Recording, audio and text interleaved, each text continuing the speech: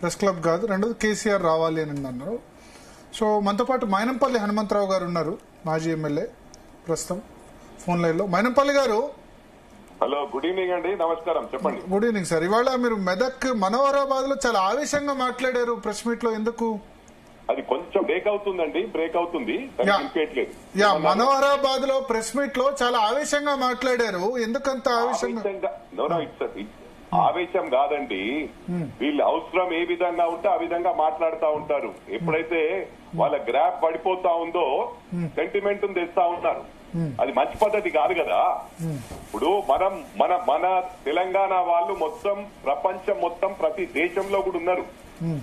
వీళ్ళ మాటల గురించి ఏంటంటే సేమ్ అదే పరిస్థితి వేరే దేశాలలో వస్తే వాళ్ళని పరిగెత్తిస్తారు.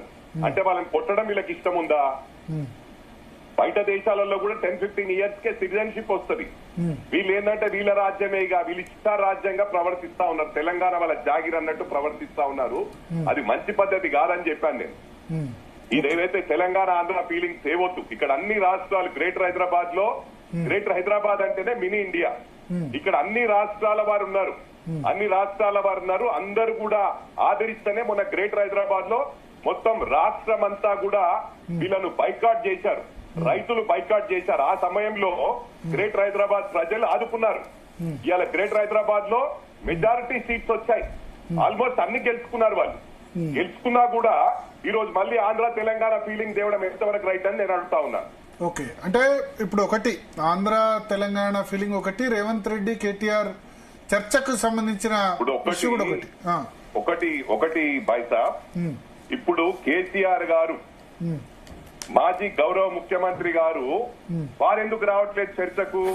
వారు ఆల్రెడీ శాలరీ తీసుకుంటున్నాడు. మేము ఓడిపోయినప్పటికీ కూడా ప్రజల్లో ఉన్నాము. శాలరీ ఎందుకు తీసుకుంటున్నాడు మరి? లేకపోతే గజ్వేల్ కాన్స్టిట్యున్సీలు ఎవరికైనా బీద వాళ్ళకి ఇస్తే వాళ్ళని హ్యాపీగా ఉంటారు కదా. ఇప్పుడు మన డబ్బులు తినేటప్పుడు, ప్రజల డబ్బులు తినేటప్పుడు ప్రజలకు అందుబాటులో ఉండరు, చర్చకు రానంటారు. కేటీఆర్ అంత పెద్ద తోపాతే. కేటీఆర్ తెలంగాణ ఉద్యమంలో పార్టిసిపేట్ చేయలే. ఆయనకేం రైట్ ఉంది? తెలంగాణ ఉద్యమంలో పార్టిసిపేట్ చేశారు కదా, అన్నిట్లో ఉన్నారు కదా. పార్టిసిపేట్ చేశాడండి. తెలంగాణ వచ్చే మూమెంట్ ఇప్పుడు రాజీనామా కూడా చేశారు 2010. మొట్టమొదటి నుంచి లేడు. వాళ్ళు ఫస్ట్ ఏంటంటే ఇక్కడ ఉద్యమం చేసే వాళ్ళని కూడా ఎంతో మందిని కేటీఆర్ అన్నాడు, మా నాన్నని రెచ్చగొట్టకండి, మీరు మాకు ఇష్టం లేదు, మా నాన్నని ఇన్వాల్వ్ చేయకండి అన్నాడు. అటువంటి తోడు రేపు తెలంగాణ వచ్చేటట్టుంది అన్నప్పుడు వచ్చి ఆలిపడ్డాడు ఇక్కడ. ఇవన్నీ కూడా గమనించాలి. ప్రజలందరూ గుడ్డివాళ్ళు కాదు, ప్రజలన్నీ కూడా గమనిస్తా ఉన్నారు. అంటే కాదు, ఆయన సిరిసిల్లకు రాజీనామా కూడా చేశారు కదా 2010లో. 2009లో గెలిచిన తర్వాత రాజీనామా చేసి బై ఎలక్షన్ చేశారు. మిలియన్ మార్చ్, సాగర్ హారం అన్నింటిలో పాల్గొన్నారు. గమనించాలా, ఒక్కటి కూడా మీరు గమనించాలా, ఆ రోజు కేకే మహేందర్ రెడ్డి గారు అన్ని విధాలుగా ఉద్యమంలో ఉన్నవాన్ని తోసి పడేసి ఈయన టికెట్ తీసుకున్నాడు. చిన్న మెజారిటీ 350 ఓట్లతో గెలిచాడు. అది కేకే మహేందర్ రెడ్డి మీద. ఇవన్నీ కూడా గమనించాలా. వాళ్ళు స్వార్థ రాజకీయాలు తప్ప ఇంకొకటి చేయరండి. ఇవన్నీ మాటలు తప్ప చేతలు ఉండేవి వాళ్ళకి. వాళ్ళు ఎంత దోసుకోవాలో అంత దోసుకున్నారు. మొత్తం రాష్ట్రాన్ని దోసుకున్నారు, అప్పులపాలు చేసిండ్రు. ఈ రోజు ప్రజలు మాకు 5 years మ్యాండేట్ ఇచ్చారు. 5 years లో వీ కెన్ క్రియేట్ మిరాకిల్స్.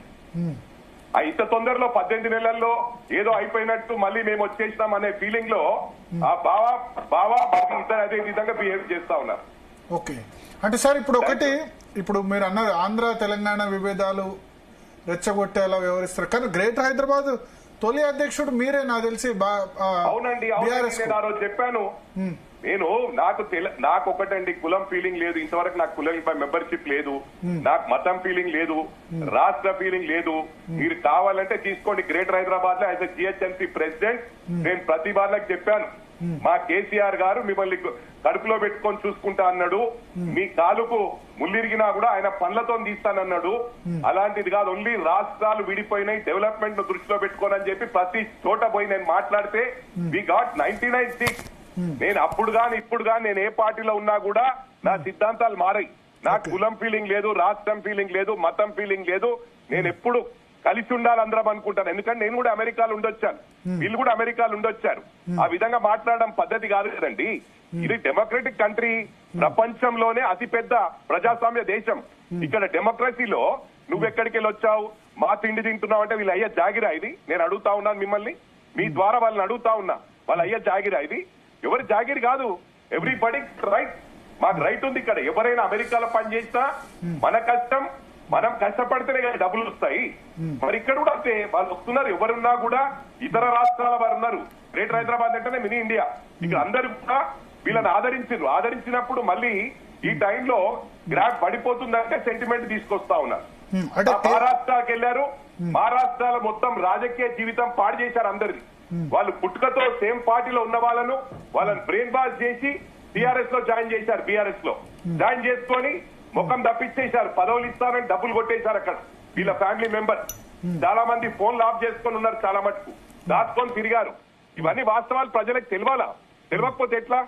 ఇలా వాళ్ళ పరిస్థితి ఎప్పుడు ఉద్యమం కన్నా ముందు వాళ్ళ పరిస్థితి ఏముండే, ఇలా ఎలా ఉంది పరిస్థితి? లక్షల కోట్లకి ఎదిగిపోయారు వాళ్ళు. ఇవన్నీ కూడా ప్రజలు గమనిస్తా ఉన్నారు. అంటే సార్ ఇప్పుడు ఒకటి